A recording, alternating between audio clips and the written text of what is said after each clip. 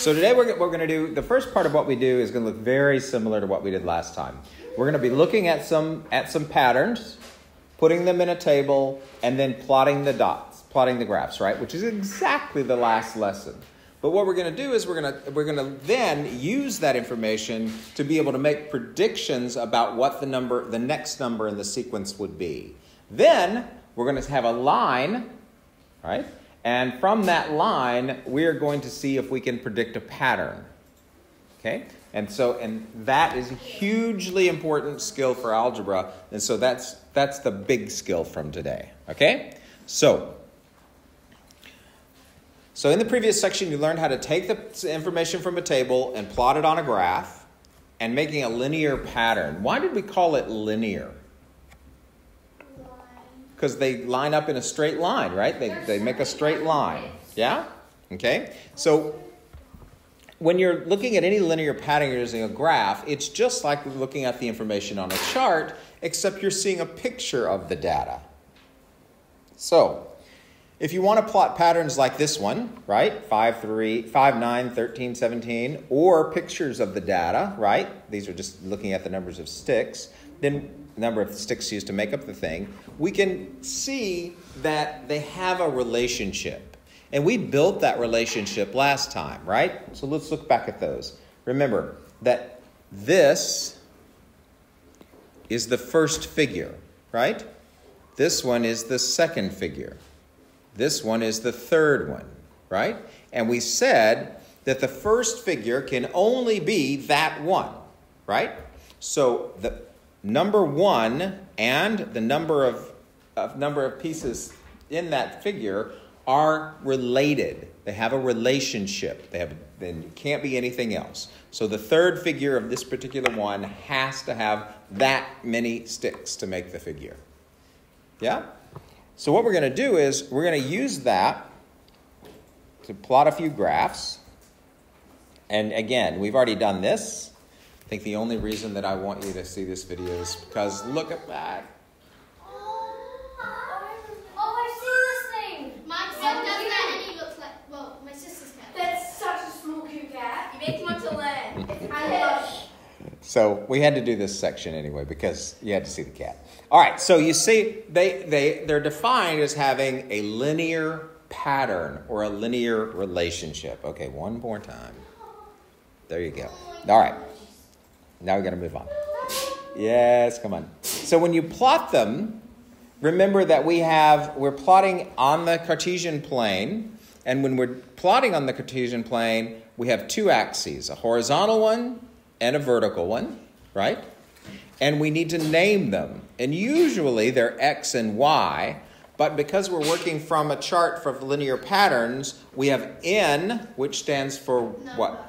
The number, right, that's the number, so the first, the second, etc., right? And then we have T, which is the term, exactly, excellent. So that's the value of the first one. So if the first number is 5, then you have an N of 1, first number, and the T is 5, right? Remember seeing those? And we're able to just plot the positions in the pattern and the value of the term on our graph. And so again, this is just reviewing. So they've given you one is drawings and another in a table. And you see that they've just made a table of these. So the first picture, it took 1, 2, 3, 4, 5 sticks to make. So that's first one is 5 lines, right? The second one has 4 more lines, so that makes it 9. The next one has 4 more lines, so that's 3 and 13, etc. And so again, remember, you always start at that place where both lines cross, and that's called the what? Origin. The origin, excellent, good, because that's where everything starts. So the origin, and we always do the horizontal or the vertical first. Horizontal first and then the vertical. Keep that in mind. It's going to be very important for what we do today. Good. And so from there, you can then plot all the dots. What do you notice about the dots? They all line up in a straight line. Yeah? And that's why they're called linear patterns. Okay?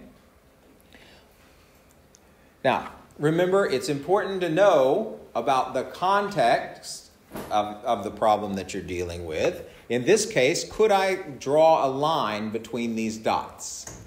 If I'm talking about those pictures with lines. Could you have a piece of a line? Can you have half a line and make a pattern like, were there any halves? No. So you can't connect them in this case with a line. Well, instead, all we can have are just the dots. So keep in mind that the context allows you to have pieces or not.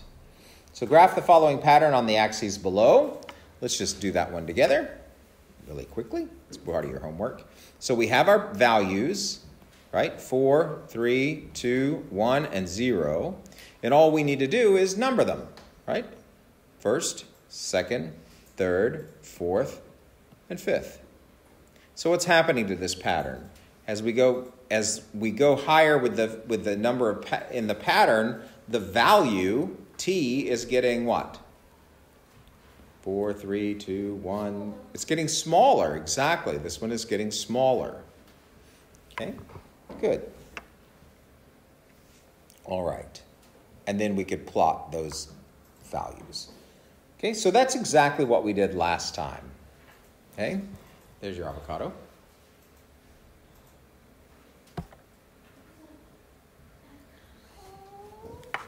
All right.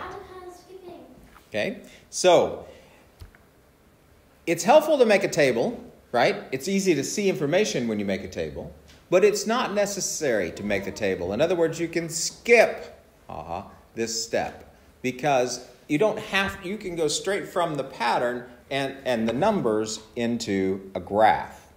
So for example here, graphing this pattern. If you look at the first figure, right? We want to record the position of the pattern, so the position is our n, and then the number of lines of it. 1, 2, 3, 4, 5, 6. I guess those are full lines, yeah. They're not all the same length. So that gives us 1, 6. Then the next one adds 1, 2, 3, 4, 5 more. So 5 more would be 11, right? So we can skip making the table and just go straight to the graph. So if I was going to graph this, the first one would be what numbers? 1 and 6. So that would give us the ordered pair 1, 6. So we're going to go to the right 1 and then up 6, right? Sorry. So to the right 1 and then up 6 would put it somewhere up there, right? I don't have any numbers on my graph, but you see the idea. So we don't necessarily have to make the chart. So 1, 6 is graphed for you, right? Then they're going to continue.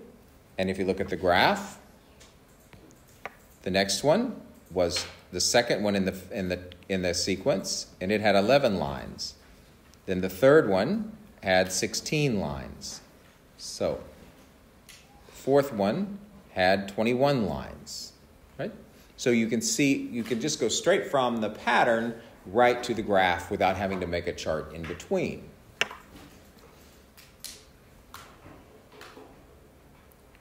Okay. Now, since we can't have half a line, then can we connect that with a line? No, we just have to use the dots. Good job. Okay. Now, where this is useful, and the way that relationships have become useful, is that we can then use what we have done in the past to estimate what's going to happen in the future, right? So, in other words, remember when we were looking for the 100th number by using the rule? Well, we can also do that by reading the graph. Now, it gets a little difficult if you're talking about the 100th number because the graph would have to be huge. So it's not very helpful when the numbers get very big, but it's often helpful when you're looking at models of real-life situations. And you'll see that's one of the reasons why we learn to work with these. So let's look at something here. So we can keep adding points on the graph as long as they all lie on the same line. Because as long as it's on the same line, then it's following the same pattern. Exactly. Right?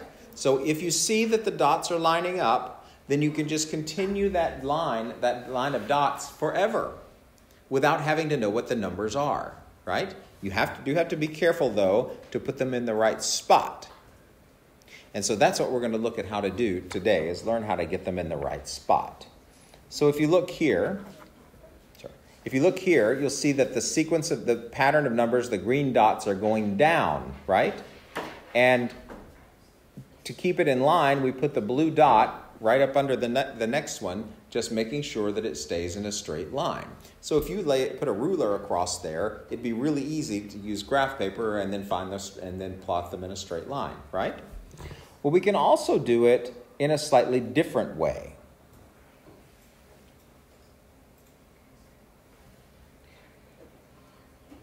And that's the big idea of the lesson today. What we're going to do is we're going to use the graph to describe a pattern. Okay? Sorry, I'm getting all kinds of things on there.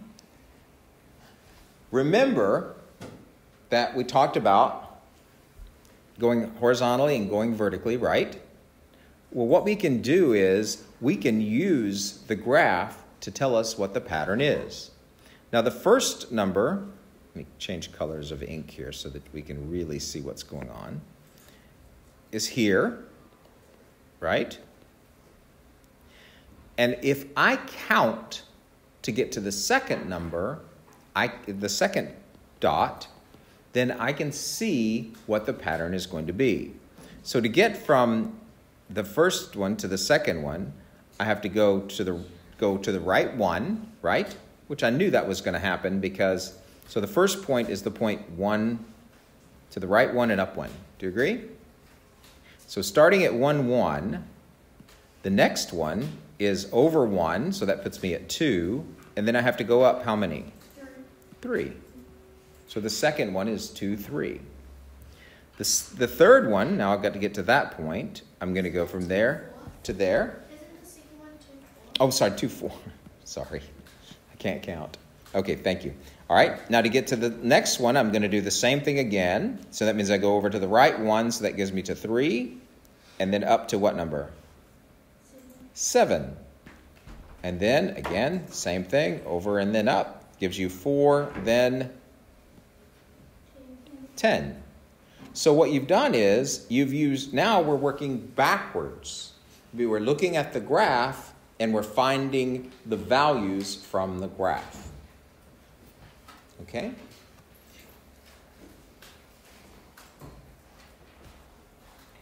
We always have to know where it starts, and then we'll just go on. They're just doing the same one. So the first point is 1, right? 1, 1. Then they move up. They go to the next point, to the next point, to the next point. And notice you don't even have to be at a particular point on the graph. Look at this one. As long as you're on the line, going from one point on the line to another point on the line, the pattern will stay the same. For example, they did this line. Okay? So they went from here, to here. I didn't draw that very well. Let me erase that and try that again. So from right here, see where that's where 2 lines cross, right, on the graph. And then we go up here. There's another place where they cross. Then that means that same pattern will hold true there as well. So it's over 1 and up, what? 3. And no matter where you are, as long as you're crossing those lines, it's over 1 and up 3. Over 1 and up 3. Right? 1, up 3. All right? So if we have the picture, then we can always find the pattern that goes with it. Okay? So for every one we went to the right, we went up 3. So let's look and see if we can find the pattern here. All I have to do is remember that I have to be on the line where 2 of the lines of the graph paper cross. So if I go up to 1, from 1, that happens right there. Right? And now what I need to do is move over until I can get to another place where it hits 2 lines on the graph. So could I stop there? That's where 2 is. And I, excuse me, and I could read that point. Where does that look like at about? It's not a full unit, but what do you think it is? It's about a half, isn't it? About halfway between those two. Or we could go here and do the same thing. So we could go across and down, but then that means we would be skipping 2, right? So to get to 2, 2 hits the line there, 3 hits it there, 4 hits it again at a halfway point, etc. So on these, this one, it doesn't go to a whole line. What's happening is it's going to the right. Oops, sorry, on the eraser. It's going to the right 1 whole unit, right? Do you agree? And then down, how many units? Not a whole unit, but what? So 1/2 or 0.5. If you prefer the decimal, it's perfectly fine. Whichever you prefer. Then it goes over 1 whole unit. So now we're at 2. Oh, sorry, that one was at 2, wasn't it? So it's going, so it's at 1/5. At 2, it went down 1/2. So what would that be then? 4.5? 4.5? Then you're going to go over another unit that gives you 3. And then it's going to go down to what number? 4, etc. So you can always tell where the next one is going to be because it's all, this pattern is going to the right 1 and then what? Down 1/2. So the numbers are getting smaller every time by exactly how much?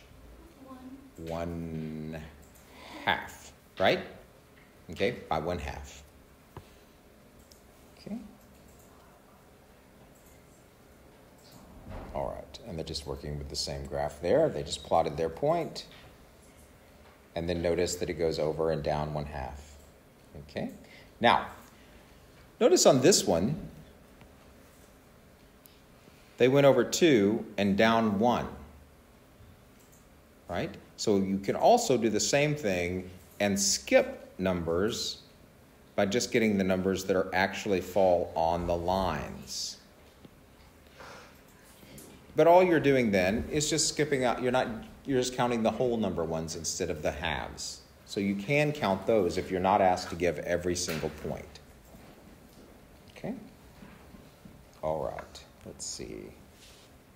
So the big thing today was that you can always predict where the next number is going to be by looking at where the dots have already been, right? Because it's a pattern, they have to follow the same pattern again. So all you're going to be doing is plotting those and moving forward. Okay?